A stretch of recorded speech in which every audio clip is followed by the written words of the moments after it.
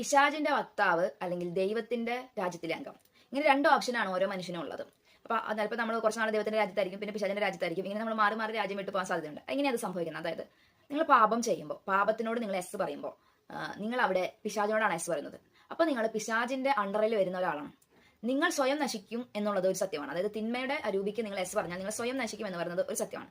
പക്ഷെ അതിനേക്കാളും വലിയ അപകടം എന്ന് പറയുന്നത് നിങ്ങളിലൂടെ പിശാച് മറ്റുള്ളവരെ പാപത്തിലേക്ക് കൊണ്ടുവരുമെന്നുള്ളതാണ്. കാരണം നിങ്ങളൊരു ഉപകരണമാകുകയാണ് ഇവിടെ പിശാചിന്റെ. അപ്പൊ നിങ്ങൾ പിശാചിന്റെ രാജ്യത്തിലേക്ക്, അതായത് പാപം ചെയ്ത് പിശാചിന്റെ അടിമത്തത്തിലേക്ക് പോയാൽ നിങ്ങൾ സ്വയം നശിക്കുന്നു. നിങ്ങളിലൂടെ മറ്റ് ആത്മാക്കളെ പിടിക്കാനുള്ള ഒരു ഉപകരണമായി പിശാച് നിങ്ങൾ ഉപയോഗിക്കുന്നു. ഇതിൽ ഏറ്റവും വലിയ ദുരിതം എന്ന് പറയുന്നത്, നിങ്ങൾ പിശാചിന്റെ വക്താക്കളായാൽ നിങ്ങൾക്കുള്ള എല്ലാത്തിന്റെയും മേൽ പിന്നെ അധികാരം ഉള്ളത് പിശാചിനാണ്. ദൈവത്തിനോടൊന്നും ചെയ്യാൻ പറ്റില്ല.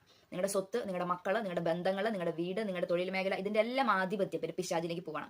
അപ്പൊ അവിടെ സംഭവിക്കുന്ന എല്ലാ കാര്യം പിന്നെ പിശാചിന്റെ അണ്ടറിലാണ് വരുന്നത്. അപ്പൊ നിങ്ങളുടെ ജീവിതത്തെ മുഴുവൻ, പിശാച് ഒരു നല്ലവനൊന്നും അല്ലല്ലോ. അപ്പൊ പിശാചിന്റെ അണ്ടറിലേക്ക് പോയ നിങ്ങളുടെ ജീവിതത്തിലെ നിങ്ങളുടെ മക്കൾ വഴിതെറ്റി പോകാനും, നിങ്ങളുടെ പാരമ്പര്യത്തിന്റെ ഒരു വല്ലാത്ത കെട്ടുവീഴാനും, നിങ്ങൾ തലമുറകളായിട്ട് നശിക്കാനും, നിങ്ങളുടെ സമ്പത്ത് ഇല്ലാതാകാനും ഒക്കെ ഈ പാപം നിങ്ങളിൽ കുടികൊള്ളുമ്പോൾ, നിങ്ങൾ പിശാചിന്റെ രാജ്യത്തിൽ അംഗങ്ങളാകുമ്പോൾ പിശാച് നിങ്ങളിൽ ആധിപത്യം ഉപയോഗിച്ച് നിങ്ങളെ ഈ നശിപ്പിക്കാനുള്ള എല്ലാ അധികാരവും പിശാചിനുണ്ട്, ലഭിക്കുകയാണ്.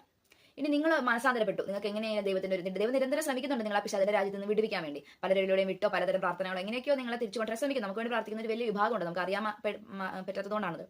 അങ്ങനെ നിങ്ങൾ ദൈവത്തിന്റെ രാജ്യത്തിലേക്ക് വന്നു എന്ന് വിചാരിക്കാം. പിന്നെ ഈ പിശാചിന്റെ രാജ്യത്തിലെ അംഗമല്ല. അപ്പൊ നിങ്ങളൊരു ജോലി സ്ഥാപനം വിട്ട് നിങ്ങൾ മറ്റൊരു സ്ഥലത്തേക്ക് വന്നാൽ പിന്നെ നിങ്ങൾ ഈ രാജ്യത്തിന്റെ അംഗമാണ്. അപ്പൊ ദൈവത്തോട് എസ് പറഞ്ഞ ഒരു മനുഷ്യൻ, ദൈവത്തെ ഹൃദയത്തിൽ പൂജിക്കുന്ന ഒരു മനുഷ്യന്റെ ജീവിതത്തിന്റെ തലമുറകൾ, തൊഴിൽ മേഖല, സമ്പത്ത്, അവരിനുള്ളതെല്ലാം, അയാൾക്കുള്ളതെല്ലാം ദൈവത്തിന്റെ അണ്ടറിലാണ്. അതിനെ നിയന്ത്രിക്കുന്നത് ദൈവമാണ്. ഈ ദൈവം തന്നെയാണ് ഈ വ്യക്തിയുടെ ജീവിതത്തിൽ അനുഗ്രഹങ്ങൾ കൊണ്ടുവരുന്നതും ഈ വ്യക്തിയുടെ ജീവിതത്തിൽ നിയന്ത്രിക്കുന്നതും ദൈവം തന്നെയാണ്. ദൈവത്തിന് ഇഷ്ടമുള്ള രീതിയിലായിരിക്കും നിയന്ത്രിക്കുക. എപ്പോഴും സന്തോഷം, അനുഗ്രഹം മാത്രം തന്നിട്ടായിരിക്കില്ല, നമുക്ക് നന്മയായത് തരും. അത് ചിലപ്പോൾ വിഷമമുള്ള കാര്യങ്ങളാണെങ്കിൽ നമ്മൾ ഒരുക്കും, അതൊക്കെ ദൈവം നന്മയായത് ഒരുക്കിയിട്ടുണ്ടാവും.